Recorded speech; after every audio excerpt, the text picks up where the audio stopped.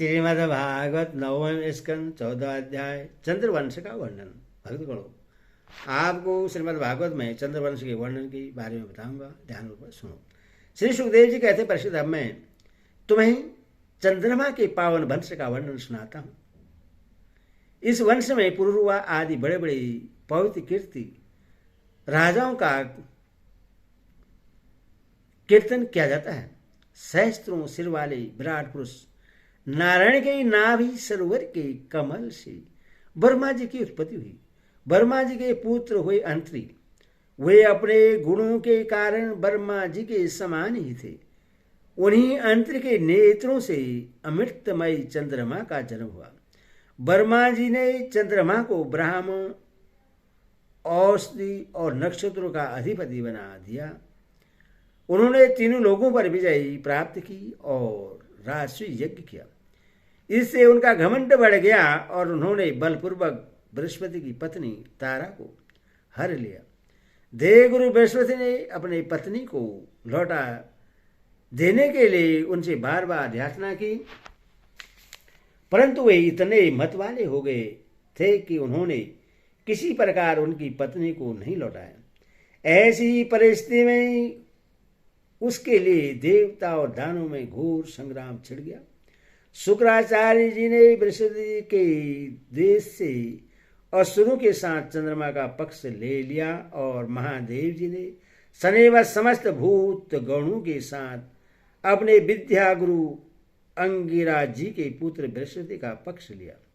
देवराज इंद्र ने भी समस्त देवताओं के साथ अपने गुरु बृहस्पति का ही पक्ष लिया। इस प्रकार तारा के निमित्त से देवता और असुरों का सार करने वाला घोर संग्राम हुआ। तदंतर अंगिरा ऋषि ने ब्रह्मा जी के पास जाकर यह युद्ध बंद कराने की प्रार्थना की। इस बार ब्रह्मा जी ने चंद्रमा को बहुत डांटा फटकारा और तारा को उसके पति बृहस्पति के हवाले कर दिया। जब बृहस्पति जी को यह मालूम हुआ कि तारा तो गर्भवती है, तब उन्होंने कहा, दुष्टे, मेरे क्षेत्र में यह तो किसी दूसरे का गर्भ है, इससे तू अभी त्याग दे, तुरंत त्याग दे। डर मत, मैं तुझे जलाऊंगा नहीं, क्योंकि एक तो तू स्त्री है और दूसरे मुझे भी संतान की कामना है। देवी होने के कारण तू निर्दोष भी है ही। अपने पति की बात सुनकर तारा अत्यंत लज्जित हुई। उसने सोने के समान चमकता हुआ एक बालक अपने गर्भ से अलग कर दिया। उस बालक को देखकर बृहस्पति और चंद्रमा दोनों ही मोहित हो गए और चाहने लगे कि यह हमें मिल जाए। अब वे एक दूसरे से इस प्रकार जोर जोर से झगड़ा करने लगे कि यह तुम्हारा नहीं, मेरा है। ऋषियों और देवताओं ने तारा से पूछा कि यह किसका लड़का है, परंतु तारा ने लज्जावश कोई उत्तर न दिया। बालक ने अपनी माता की झूठी लज्जा से क्रोधित होकर कहा, दुष्टे, तू बतलाती क्यों नहीं है? तो अपना कुकर्म मुझे शीघ्र ही से शीघ्र बतला दे। उसी समय ब्रह्मा जी ने तारा को एकांत में बुलाकर बहुत कुछ समझा बुझा कर पूछा। तब तारा ने धीरे से कहा कि चंद्रमा का। इसलिए चंद्रमा ने उस बालक को ले लिया। परीक्षित, ब्रह्मा जी ने उस बालक का नाम रखा बुद्ध, क्योंकि उसकी बुद्धि बड़ी गंभीर थी। ऐसा पुत्र प्राप्त करके चंद्रमा को बहुत आनंद हुआ। परीक्षित, बुद्ध के द्वारा इला के गर्भ से पुरुरवा का जन्म हुआ। परीक्षित, बुद्ध के द्वारा इला के गर्भ से पुरु का जन्म हुआ, इसका वर्णन मैं पहले ही कर चुका हूं। एक दिन इंद्र की सभा में देवर्षि नारद जी पुरुरवा के रूप, गुण, उदारता, शील, शोभा, धन, संपत्ति और पराक्रम का गान कर रहे थे। उन्हें सुनकर उर्वशी के हृदय में काम भाव का उदय हुआ और उससे पीड़ित होकर वह देवगना पुरुरवा के पास चली आई।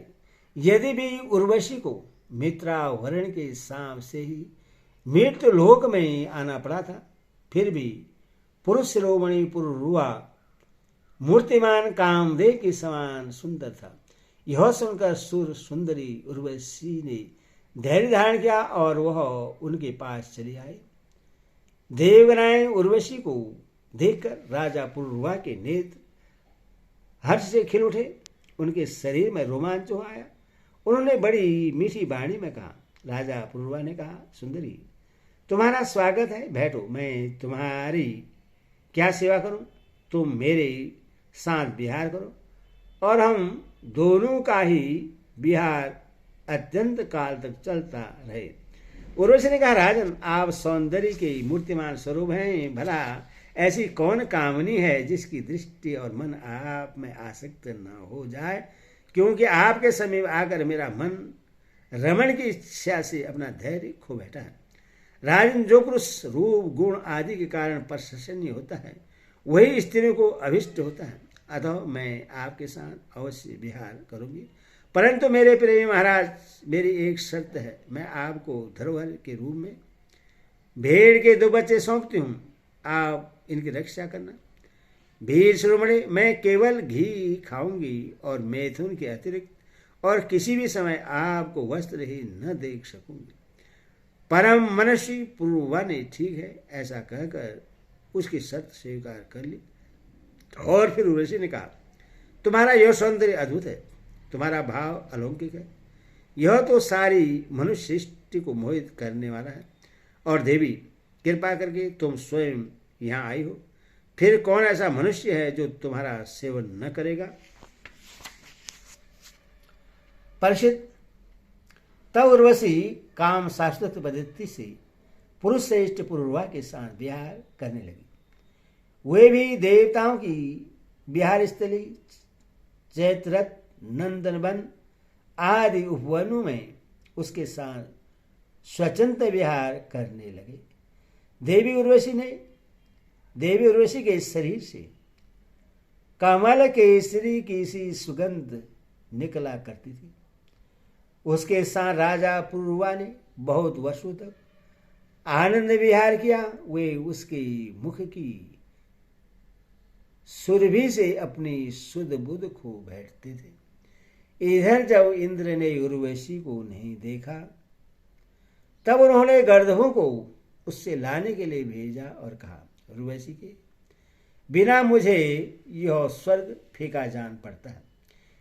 वे गर्दभ आधी रात के समय घोर अंधकार में वहां गए और उर्वशी के दोनों भेड़ों को, जिन्हें उसने राजा के पास धरोहर रखा था, चुरा कर चलते बने।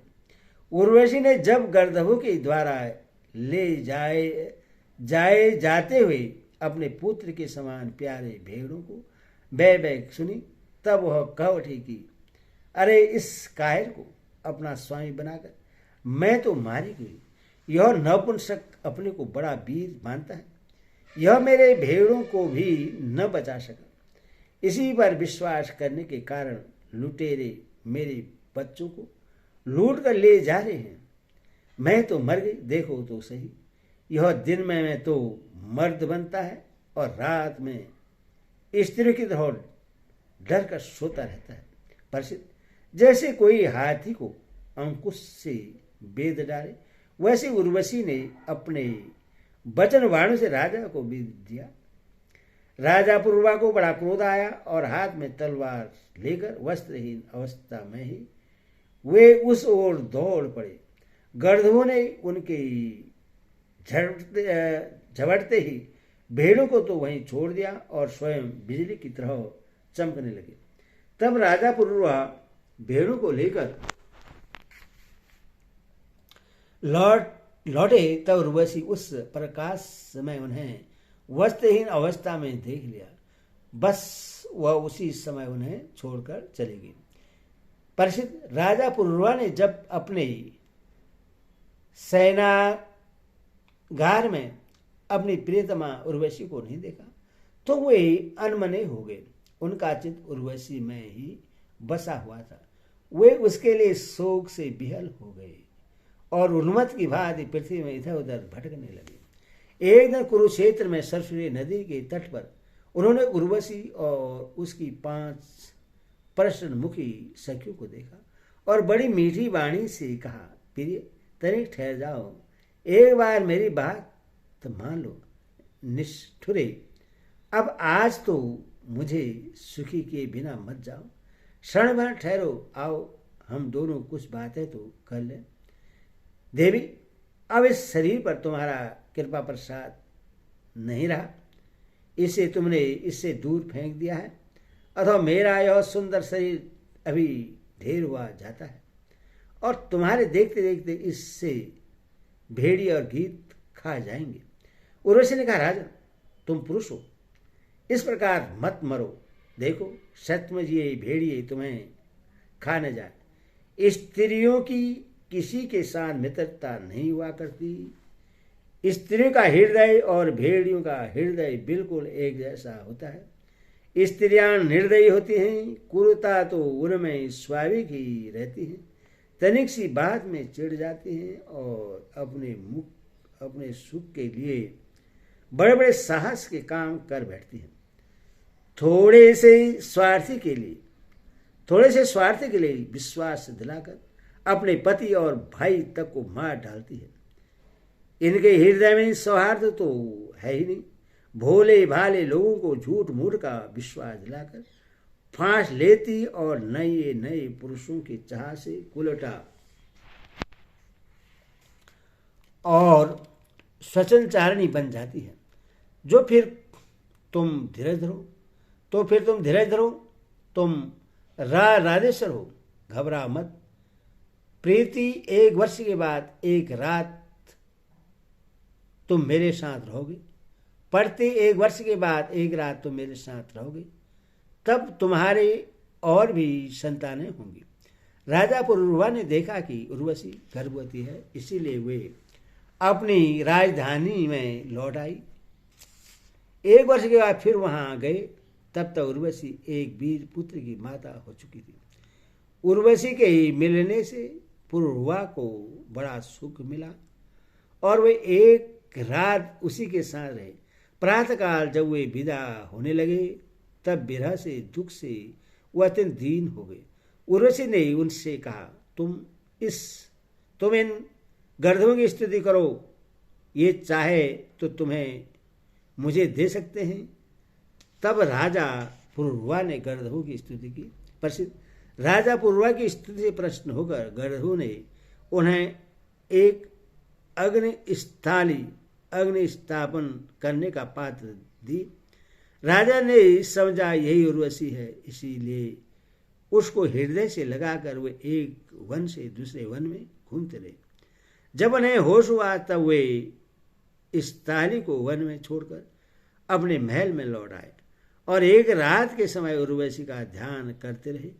इस प्रकार जब तेरतायु का आरंभ हुआ तब उनके हृदय में तीनों भेद प्रकट हुए। फिर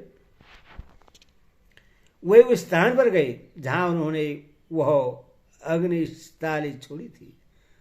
अब वह स्थान पर समी वृक्ष के गर्भ में एक पीपल का वृक्ष उगाया था।